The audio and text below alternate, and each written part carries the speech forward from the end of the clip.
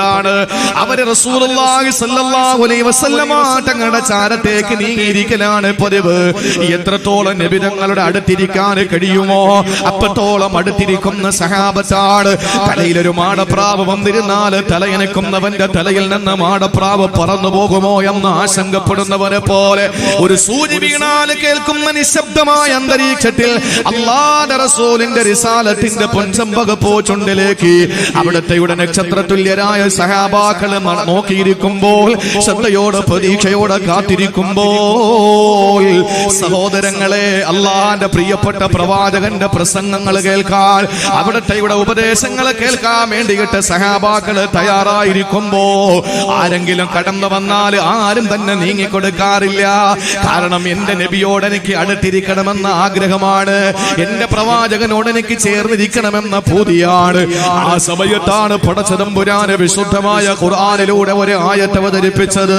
സൂറത്തുൽ മുജാദലയിലൂടെ അല്ലാഹു തആല പറഞ്ഞില്ലേ, യാ അയ്യുഹല്ലദീന ആമനൂ ഇദാ ഖീല ലക്കും തഫസ്സഹൂ ഫിൽ മജാലിസ് ഫഫ്സഹൂ യഫ്സഹില്ലാഹു ലക്കും വഇദാ ഖീല നശ്ശുസൂ ഫൻശുസൂ യർഫഇല്ലാഹു അല്ലദീന ആമനൂ മിൻകും വല്ലദീന ഊതുൽ ഇൽമ ദറജാ.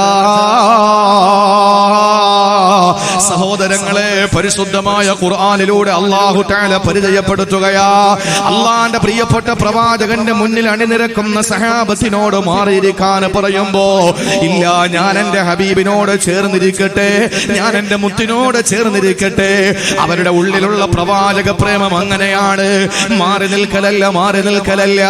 ഇന്ന് പള്ളിയിൽ ഏതെങ്കിലും ഒരു ഇമാമൊന്ന് പ്രസംഗിക്കാൻ എഴുന്നേറ്റാൽ അള്ളാന്റെ വിശുദ്ധ ഖുർആനിന്റെ ആയത്തോ തിരുവചനങ്ങളോ പറയാൻ വേണ്ടി എഴുന്നേറ്റാൽ ആളുകൾ ഓടി മാറാറല്ലേ പതിവന്റെ സഹോദരങ്ങളെ. എന്നാള് റസൂലുള്ള എഴുന്നേൽക്കുമ്പോ എത്രത്തോളം ചേർന്നിരിക്കാൻ കഴിയുമോ അത്രത്തോളം നബി തങ്ങളോട് ചേർന്നിരിക്കുന്ന സ്വഹാബത്താ. അങ്ങനെ ഇരിക്കുമ്പോൾ പിന്നീട് വരുന്ന ആളുകൾക്ക് സ്ഥല സൗകര്യങ്ങളില്ല.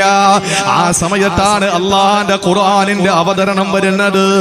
യാ അയ്യുഹല്ലദീന ആമനൂ, ഓ വിശ്വസിച്ചവരെ, ഇദാ ഖീല ലക്കും തഫസ്സഹൂ ഫിൽ മജാലിസ്, നിങ്ങൾ ഇരിക്കുന്ന ഇരിപ്പിടത്തിലും മജ്ലിസുകളിൽ ഒരു സൗകര്യം ആരെങ്കിലും ചോദിച്ചാൽ ഫഫ്സഹൂ യഫ്സഹില്ലാഹു ലക്കും, നിങ്ങൾ അവർക്കൊരു സൗകര്യം ചെയ്തു കൊടുക്കണേ. അല്ലാഹു നിങ്ങൾക്ക് സ്വർഗ്ഗത്തിലെ സൗകര്യം തരുന്നതാ. ഇവിടെ നമ്മൾ ഇരിക്കുന്ന സമയത്ത് തൊട്ടപ്പുറത്തൊരു സീറ്റ് ഒഴിവാണ്. ആ സീറ്റിലേക്ക് ഒരാൾ കടന്നിരിക്കാൻ ശ്രമിക്കുമ്പോ തന്റെ ഇരിപ്പിടം നഷ്ടപ്പെട്ടു പോകുമെന്ന് ഭയപ്പെടും.